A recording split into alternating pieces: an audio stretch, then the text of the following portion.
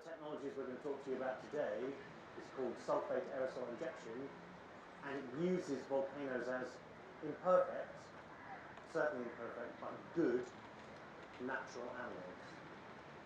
And the general idea is that you artificially inject some materials, sulfate or otherwise, into the atmosphere, and you can control the climate. You can reduce the temperature and mitigate the worst effects of climate change. Ergo, the very provocative title, we can mitigate the effects, slow climate change, but should we? And the should we is really important, and actually that's something I suspect we'll get into in quite a lot of detail, because that's one of the really difficult questions. Do we have the right to intervene in climate? What are the downstream consequences, etc.? So with that, I'm going to hand over to Pete, who's going to talk to you a little bit about some of the really nitty-gritty of what we're talking about. So we've been researching this topic seriously for about 15 years, since about 2006, when Paul Crutzen, who won his Nobel Prize for his work on the ozone layer, said, climate change is driven by emissions, but we're not doing very much to cut emissions. I think they've risen about 40% since he said that. So we need to start thinking about this alternative. I want to get across 5 of the key messages that I think have come out from that decade and a half of research that builds on climate research more broadly. And that's first, exactly what Matt just said. Major volcanic eruptions cool the climate, and we know why. It's because they add millions of tons of tiny particles to the upper atmosphere. They scatter light, they cool the surface. Second message, we can do this. We can copy that effect. Now, millions of tons is an awful lot of stuff. And the upper atmosphere, where they get to, we want to get 20 kilometers up, 60,000 foot, is very high. But we can do it. Every engineering assessment into this idea has come to the same conclusion. That is that high-flying jets could do this. You need to build new jets, but you wouldn't need any new magic technology. Existing engine would work. You just need a different fuselage and wing design. And in fact, some engineers have gone ahead and made such a design, and they've come to the conclusion that we could offset a substantial amount of global warming, or all future global warming, at a cost of tens of billions of dollars per year. Now, that's quite a lot of money, but it's quite a lot less money than it will cost to decarbonize the economy or to cope with the consequences of climate change. So, third, this is not a substitute for emissions cuts. This is not Plan B. We've got the choice between Plan A, which is cut emissions as fast as possible, or Plan A plus this. So, it's not a substitute for emissions cuts because it only masks the warming effects of CO2. The CO2, the greenhouse gases, will persist in the atmosphere. This doesn't do anything about that. We've got to stop adding the CO2, and then maybe we've got to start sucking it out of the atmosphere. CO2 has some direct effects beyond its warming. It acidifies the oceans. Again, this does nothing to do with that. It will cool the planet, but it won't affect this ocean acidification effect. And it brings some side effects. If we copy volcanoes and use these sulfate particles, we know that sulfate particles become acid rain, sulfuric acid. So there's already an acid rain problem. We emit about 100 million tons of sulfur, mainly in Asia and in polluting ships, that leads to acid rain in particular regions. Doing this, we would add more sulfur, we'd add to that acid rain effect, but it would be somewhere in the ballpark of 10% of today's problem. It would make the sky hazier. In the year after Pinatubo, in 1992, the skies were hazier than normal. We would get a sky that's more like it was in 1992. We're talking about a 1% reduction in incoming sunlight to offset about 1 degree Celsius of warming. So the difference between roughly where we're going if countries follow through on their pledges and where we want to be, which is 1.5 Celsius. And it would also delay the recovery of the ozone layer. Sulfates in the stratosphere will impact the ozone layer modestly, but it would delay the recovery of the ozone layer. So, it's not a substitute for emissions cuts. It's got these side effects, doesn't do ocean acidification. You can't do this instead of cutting emissions. But my fourth message is that most of the risks of climate change are directly driven by temperature, many of them. So, higher temperatures are directly responsible for some of the worst impacts of climate change. Extreme heat, obviously, is very connected with higher temperatures. The heat wave in India is an example. This has huge health impacts, huge impacts on work and productivity. Yeah, huge impacts on education. People can't study or think as well in the heat. There's also ecosystem impacts. Now, many ecosystems are affected by higher temperatures, but coral reefs give a particularly striking example. They are very close to the edge. The latest projections are that by 2 Celsius, and we're on track for 2.5 to 3, 99% of tropical coral reefs will be gone. So temperature is a leading factor there, although ocean acidification also plays in. But beyond those direct temperature effects, which matter, there's a number of things that temperature does that we also care about. It melts ice and it warms the oceans, and that's leading to sea level rise. So if we can reduce temperatures, we would reduce some of the drivers of sea level rise. And more subtly, warmer air carries more moisture. This means that as the air warms, if it passes over a dry region, it's going to dry it out further, or dry air will dry the ground faster. But also, as it carries more moisture together during a storm or during a rain event, there's more moisture coming in, extreme rainfall is increasing with temperature. So that's another thing that's directly tied to temperature and which this would certainly reduce. So I think the other thing is, plan A at the minute, as I said, is to eliminate CO2 emissions as fast as possible.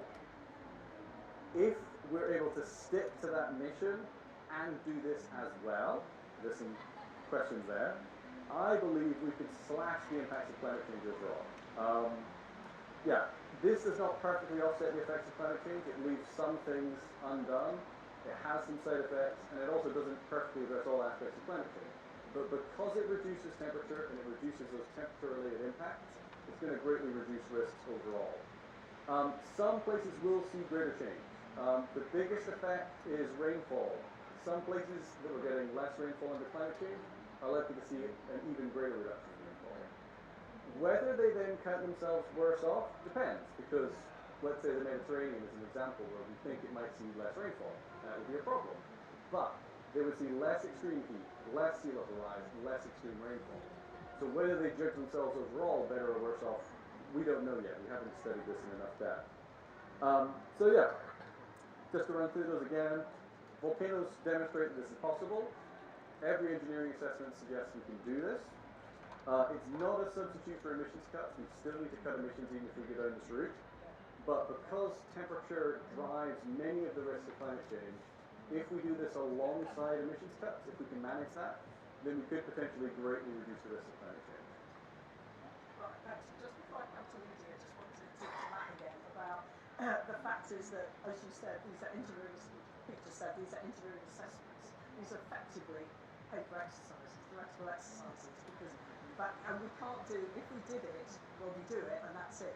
But you, in the project I mentioned, SPICE, you attempted to come up with a way of doing some kind of experimental work that would give us an idea of what was going on. Can you just tell us about that? Or what happened? Yeah, that's right. So SPICE was an interesting experience, should we say. And about 10% of the project was geared towards a technology test. It was a 1/20th scale test, and instead of using jet aircraft to get to 20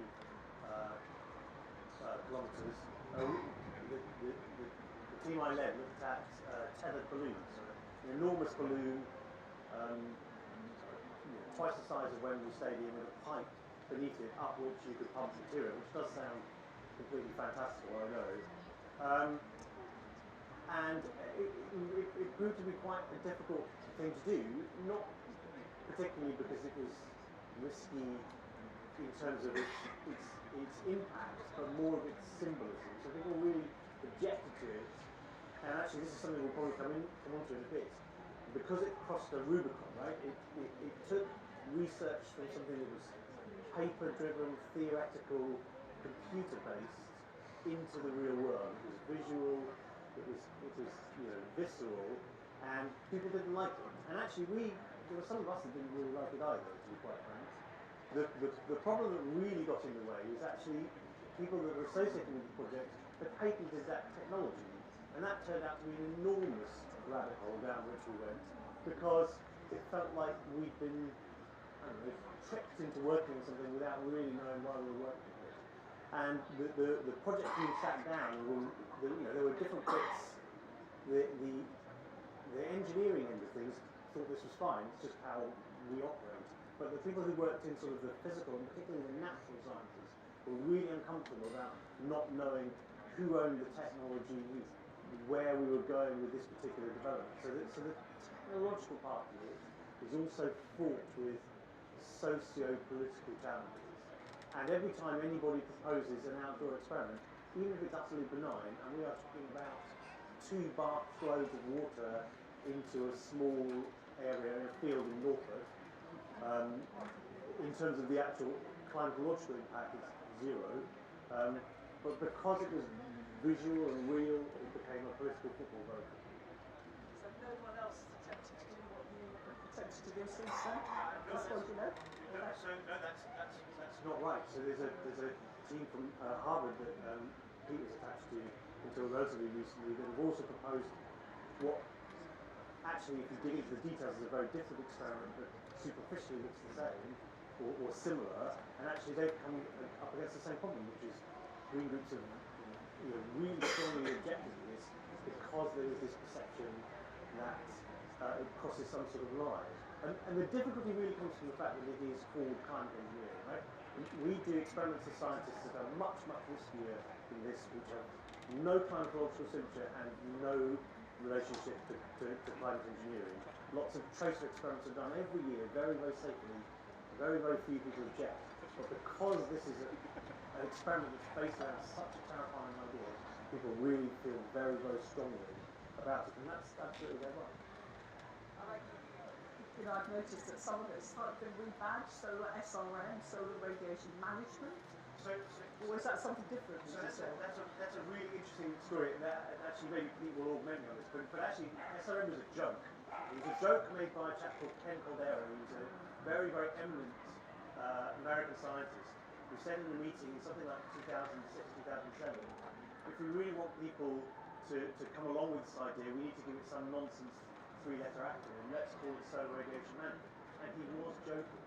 And that stuck, and that is now what everybody calls this idea. So be careful. I mean, this is a message to myself as well as anybody. Be careful when you make glib and flippant comments because they can come back to bite you. Now, I've got one question here, but I'll quickly turn to Ingrid to say, from your perspective, how do you think the world should be looking at this idea? Big question. Yeah, it's a huge question. I suppose the things that I think are underlying and kind of the structural questions at the centre of this is who makes this decision? And where does this kind of global authority, planetary authority come from? And then who takes the risk in those decisions for variations of impact and outcomes? And in a way, you could argue climate change is a problem rooted in the same issue, which is that we don't have an organisation, institutional framework to deal with planetary common effects. So I think one of the big challenges is how do you build a political infrastructure and institutional infrastructure for this typology of thinking?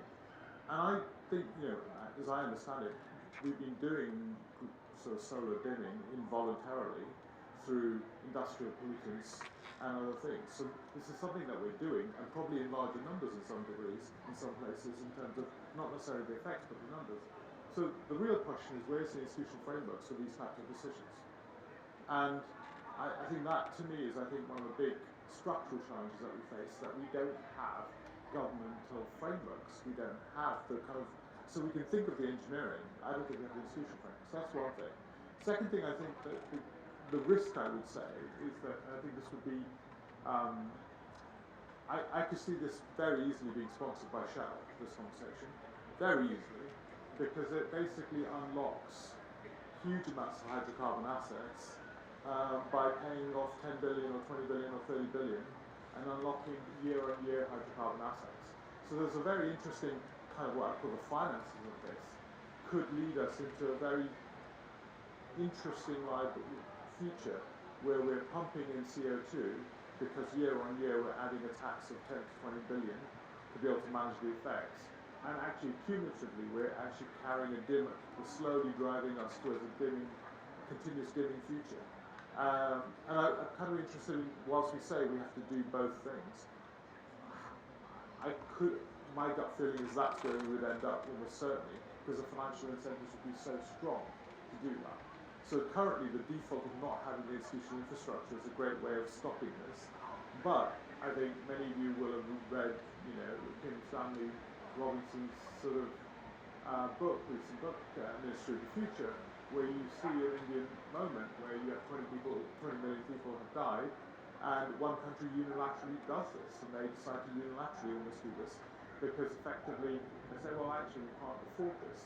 So I think the risk of unilateral action is probably the way I would see this will manifest, and I think we're almost certainly heading that way. Because I think that there'll be no choices for places like India to be able to deal with some of the kind of cooling effects in that way. So I think the weaponization, I think what I like about this conversation, the fact that we're having it, I think it's putting into place all the structural issues we're about to deal with. Weaponization of the transition, who benefits from this, our lack of global coordination institutions to be able to deal with the scale of thinking, and effectively the deep incentives that sit inside underneath these problems. And I think so I appreciate this story, and I think we shouldn't be treating this like science fiction. I think that there's a very high probability of these sort of things having to be on the table for lots of reasons, and then the question is, do we have the mechanism to deal with it? We certainly don't have the government to be able to deal with it yet, that's just my quip for the moment. So anyway, do you think, is there any institution in the world that you think could take on this responsibility? Anybody else got any ideas? So we did look at this a little bit in Spice. So one of the things that the funding councils were very twitchy, legitimately owed out about doing outdoor experiments. So, well, we need to have an assessment of the risks before we allow you to do it. It was called a stage gate, which was a millstone around my neck for 18 months or so, and it was quite a challenging experience for lots of different reasons. Mostly because the people that were doing it weren't particularly well equipped to answer those huge questions. There's the UN, I suppose, something of that sort of size that might get involved. The counter-argument to that, of course, is that if I violently objected to researching this stuff, the quickest way to kick the can down the road would be to demand some sort of global oversight and governance at a very, very low level. So before we did anything even remotely that felt or looked like climate engineering, there has to be some sort of global discussion and consensus. That is a mechanism for inaction. So I'm not saying you're wrong, nor that it's not necessary. I'm just saying that there are pitfalls there as well. I guess, yeah, I think to make it clear about as we haven't made clear, about the consequences of this. You can't just create an aerosol layer, a particle layer that hovers over the US. The winds in the stratosphere and the layer of the atmosphere we're talking about are very strong. They whip around east-west. So whenever you do it, you're going to always effectively create a global layer. Your choice is, do we make it thicker at high latitudes, thicker at the tropics, is about the limit of your choice, or how much cooling do we do overall. So this is a global problem, but it could be implemented by individual powers. There are some limits. Basically, only a few nations in the world are powerful enough to get their way against serious opposition. So US, China, India, Europe, as it comes together. And only a few nations have got the advanced aerospace engineering to build this kind of thing. So again, it's the great powers. But yeah, this is something that would have global consequences. I mean, one route to this could be US and China go, yeah, this sounds like a good idea, let's cooperate. And then it could happen. Then they might open the doors and say, we'll decide this in a way that's open, but whether it will come, at the UN General Assembly, unanimous agreement, our international institutions, I don't know a great deal about them, but they seem to struggle with doing large, new, controversial things. So I imagine the route, if this happens, might be in a different or novel way. I mean, I would say we're moving into the age where climate change is going to be increasingly weaponized, right? So there's differential effects around the world for climate change, and those differential effects are actually useful for certain powers in terms of actually the liabilities they create and the sequences of liabilities they create as well. So I don't think this is a sort of a total universal problem. So the question then becomes sort of whose interest is it to do it when? And when do you permit this landscape, and when do you tolerate that risk? So I think this is increasingly, as you're framing it, is a geopolitical question as opposed to being a UN governance question. It's about power and authority and risk and who's holding that, which I think is a kind of looking at the world in a much, I think, darker way. And what would stop us not just doing 1%, increasing the dimming? Because actually that would allow us to release the hydrocarbons, which have huge vested interests and huge value underneath them. This event can be funded by BP. And related to this, no one I know working on this topic would accept money from fossil fuel interests. But I think something else, right? Which is the interest of hydrocarbon release would be very quickly matched by this objective. So, yes, there's a question that does this give you an excuse to keep burning fossil fuels? Again, I think the scientific community would be more or less united in opposing that way of looking at this. But there's a business model. I'm talking like the economic model would drive that. It's not a scientific at that moment. It's like geopolitical power. It's the economics of that would mean the 10 billion tax actually means that huge amounts of hydrocarbons, which are basically would become distressed assets, would be made viable, and at the same time, actually we could release those assets, and there's a lot of value in that, with lots of geopolitical value in that for many countries around it. So there's some truth in that, but I could probably construct a reasonable counter-argument, which is it's political suicide, right? If somebody stood up anywhere in the world and said, "Look, I think we should do this," it's really difficult to convince people that that's a good idea. There is an economic case around stranded assets and this idea which is called the moral hazard, that basically you permit or facilitate poor behaviour based on an economic model. I would argue that neither the sign nor the magnitude of that moral hazard is well known. I would argue that it's at least as likely that if the world cottoned on to the fact that we were going to pump 10 million tonnes of sulfuric acid into the sky every year, maybe that would be a pretty strong agent for behavioural change. So there are arguments that go both ways. People often talk about analogies. I really like analogies because getting your head around this idea is just so crackers. But and maybe it's a bit of oddly a slightly benign analogy, but people often talk about things like lung transplants, right? So if you go to the NHS and you need a lung transplant, absolute condition of that lung transplant is you stop smoking. Right? Nobody's going to put lungs in somebody and encourage them to crack on with 60 a day. So why not have some sort of political mechanism that facilitates that? Maybe that's naive. Example, but it's not appropriate for the class of problem. Because the class, that's a one-to-one relationship. NHS, somebody providing you the lungs, there's an individual on the other side.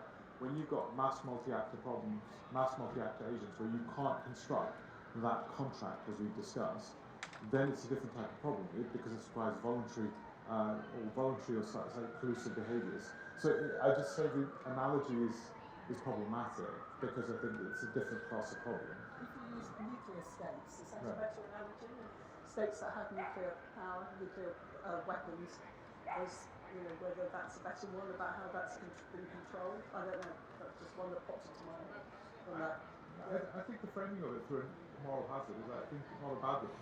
And I think the economic incentives would be very strongly there for the continuous release of hydrocarbons. And you may need to do that because you don't have the density of energy to replace 500 billion humans worth of energy, right? That's the amount. Underneath 8 billion humans, there's 500 billion worth of human energy which you're using from hydrocarbons a year, right? And people renewables are only 11% of that. We're nowhere close to the quantum. So we may need this to be able to carry on burning the hydrocarbons if we're not going to actually throttle hydrocarbons at an impossible rate. Because if you look at any of the throttling rates, they just... This is such a big issue, it's a really interesting issue, but we've got a few questions here that I think would be worth putting. So there's one question about what are the effects on ambient air quality. Peter, I think it's for you. So sulfur dioxide is emitted by volcanoes, but it's also emitted as a byproduct of burning fossil fuels. Coal, oil, gas, all have a little bit of sulfur if they're dirty, and a little bit of sulfur as a byproduct. And sulfur dioxide is one of the many contributions to air pollution. It's an important one. Now, the reason it affects our lungs is because it's emitted in the air when we breathe it in. Now, if you put it up into the stratosphere, into this middle layer of the atmosphere, it will come down, but it will get caught up in clouds and rained out. So it won't come down and be free in the air for us to breathe. It'll instead come down as rain. So you'll have the acid rain problem, but you will not have that air pollution impact because it won't be free for you to breathe in. It will already be caught in a cloud by the time it reaches you. So it'll have some indirect effects because climate change affects air pollution in some respects, but its direct effects as air pollution won't be that large. Somebody who obviously knows quite a lot about this subject, because it's what does the panel think about marine cloud brightening or using lots of mirrors to change albedo? So these are other technological fixes, you might say, that were. So what do you talk about marine cloud brightening? Yeah.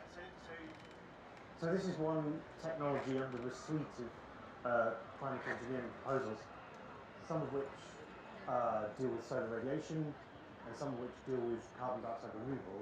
Marine cloud brightening is another version of SRM, and its proponents would tell you, legitimately I think to a certain extent, that it's much more benign.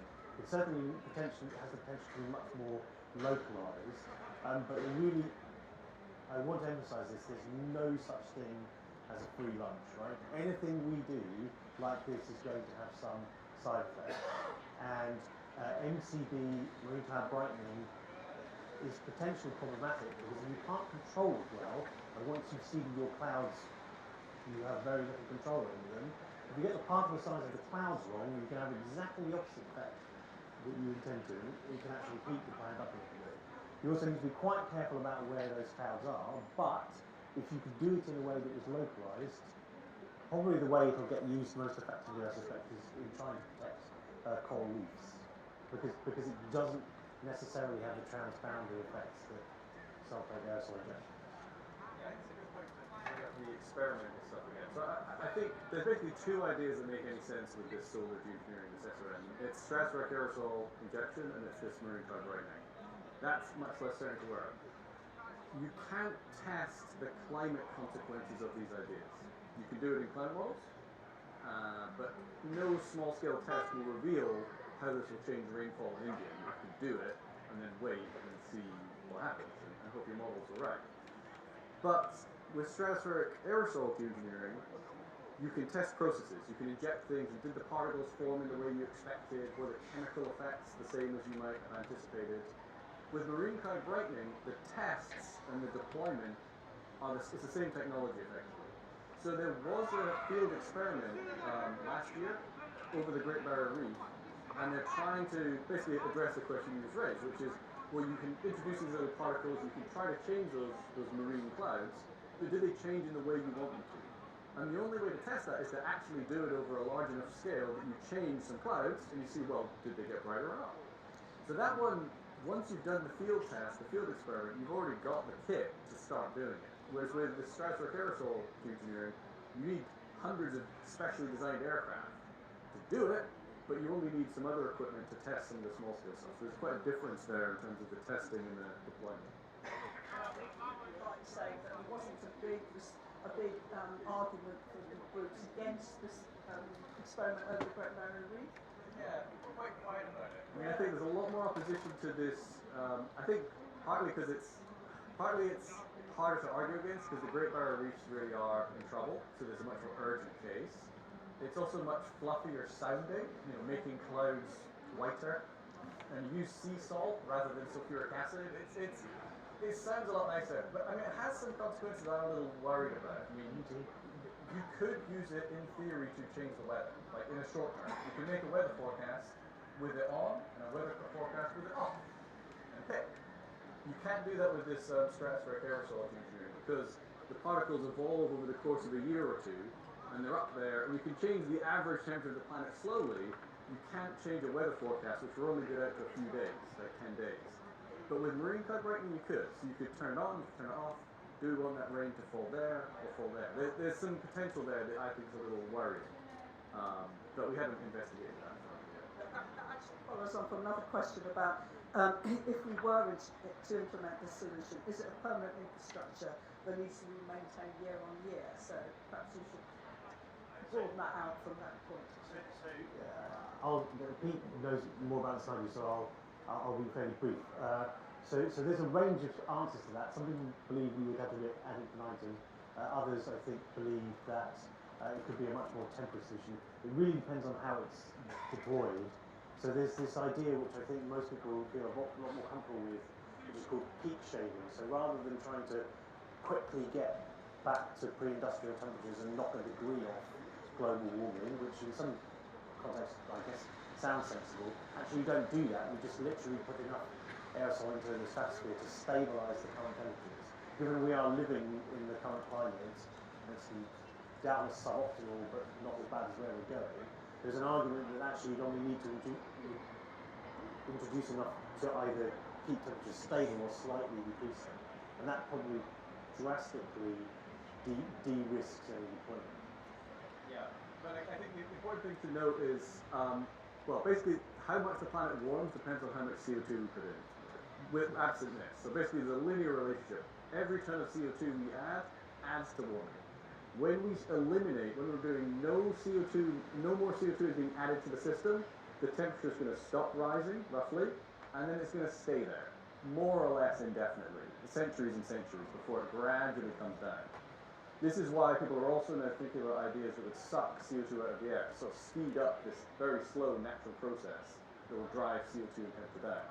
So even in this scenario where you sort of shave the peak temperature is at 1.5 Celsius, while they would go to 2 and a bit, and then over the next century come down, you're still doing this for many, many decades, if you want to keep the cooling. You don't have to keep doing it. You could phase it out slowly, but you wouldn't want to stop tomorrow because the aerosols particles only last a year or two, and so all that warming you've offset would come back more quickly. Not in a year, but they would come back more quickly than you would have got it if you just let the planet warm naturally. So you're committed, and you're committed for decades if you go down this route. But yeah, in the scenario you laid out, where people keep emitting CO2 indefinitely, and you offset all of that, you're stuck for centuries. It's not a path you want to go down, the one you described. It's not be recommended. I think whether it's decades or centuries anyway, I think even with the current model, I think we're stuck into a long-term piece of commitment for maybe centuries at X billion pounds a year to be able to do that. So that's a long-term commitment. I've got a few other questions here. It's great, all your questions.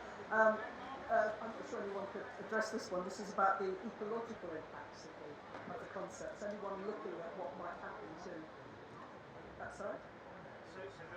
I would give a more generic answer, which is a bit of a swerve, which is if you're ever thinking about the ecological impacts of any of these types of actions, they always have to be considered opposite climate change.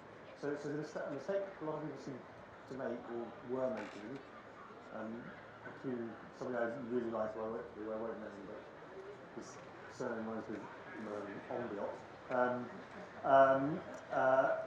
He pointed out that actually where we are now isn't potentially as bad as what climate engineering would look like. I don't agree with the way you frame that either, but you always have to look at, if you're talking about ecological problems or hazards or anything like that, you always need to, in your mind, compare it to what the climate state is like when you start doing that, right?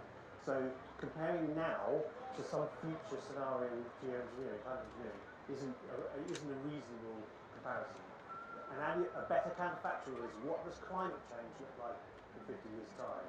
And the worrying thing, from my perspective, and I think Pete would agree with me, is actually under a lot of circumstances, the geoengineered world, if done carefully, looks better or certainly no worse than climate change in the direction we're going in climate change. And that's horrible to say out loud, but I think it's defensive. Something handy you can make today. So it's this analogy that there's lots and lots of risks to chemotherapy. It's very dangerous. It has lots of consequences. The only reason you consider doing chemotherapy is if you've got cancer. Like, climate change is a very serious threat, and this could take the warming out of global warming. Doesn't address everything, isn't a full solution, but many of the risks of climate change are driven by temperature. Like, in terms of biodiversity and ecosystems, other things matter more than climate for now. Climate might become the leading driver, but for now it's knocking down forests, it's pollution, it's overfishing. These things are doing more to harm ecosystems than climate change. But if we keep emitting more and more CO2, the temperature is going to knock out the coral reefs, push the tropical ecosystems out, and eliminate our ecosystems. Much of that's driven by temperature, but not everything. So it would help that. Analogy past thing. You see me this one. My favourite analogy for kind of engineering is a rather grim one. It's a film called 127 Hours. I don't know if any of you have seen it, but it involves a chap cutting his arm off above the elbow with a penknife because he's stuck in a slot canyon. So if you walk into your doctor's and you say, I think I've sprained my wrist, and you say, right, here's a penknife, go next door, or no anaesthetic, cut your arm off above the elbow, you'd probably say, well, I don't really want to do that. But if you're stuck in a slot canyon and you're going to die of thirst in 24 hours, those are the sorts of things you consider.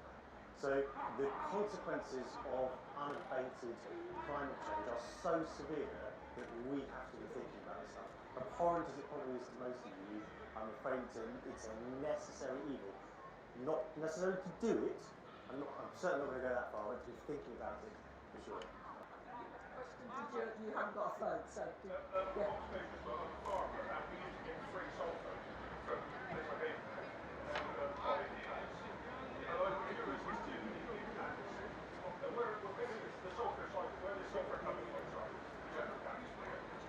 What happens to it at the end? And all of that is a bit of sulfur on our rock break. Probably a bit too much is bad, but you won't concentrate too much. And then the set much is bad. Rough calculation. It's slightly less than a teaspoon of sulfur dioxide per acre of field per year. From memory, I think I worked it out. Acid rain is a very scary thing to be talking about. There are much more serious reasons to object to this form of technology. Acid rain itself is a little bit of a red herring. Peak shaving is less than 1% of anthropogenic emissions of SO2, and they are concentrated and they are in the troposphere. These are dilute in the stratosphere. Actually, I would be surprised if you could detect the difference. There's another farming question, which is about what impact is reduced insulation going to have on crop yields? You see, all these things are connected, aren't they? Yeah. We're talking a 1% reduction in sunlight, roughly, to do a degree Celsius of cooling.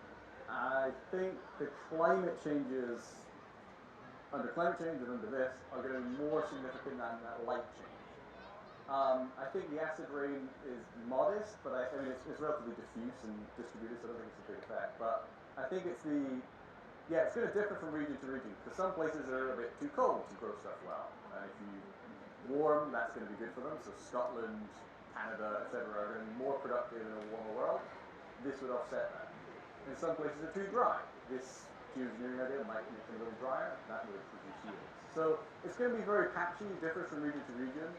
But I think the climate changes are going to be much more significant, and the CO2 itself boosts plant productivity, but has some other effects too. So I think, there's this idea of something called diffuse light fertilization, where because you dim the solar disk but brighten the sky, under some circumstances, particularly at the bottom of jungle canopies, you actually get more light there, and that promotes growth. That's quite controversial, and there are lots of papers been written that essentially seem to prove and then disprove that as an idea.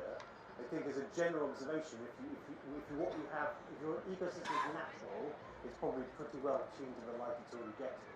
If you're growing crops, I think there's an argument that actually these sorts of changes might have an effect on your crop yield, but it's not always positive.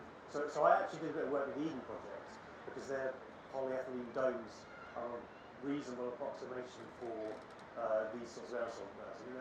Much greater order of light reduction, but actually they have some plants love it, as Pete said, some really don't. I think we're going to have to stop there, because we did start a bit late, but anyway, I just want to thank the panel and ask them all one question quickly, which is a yes/no answer. Matt. So this Matt, do you think it's ever going to happen? No, I think it's a bridge too far. I think we might do some MCB. I think we'll go all in on CCS and carbon dioxide removal. I think people will balk at this, even though there's an argument that we might. I would have said maybe, but because you said no, I'm going to say yes.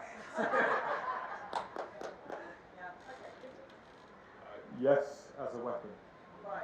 Anyway, so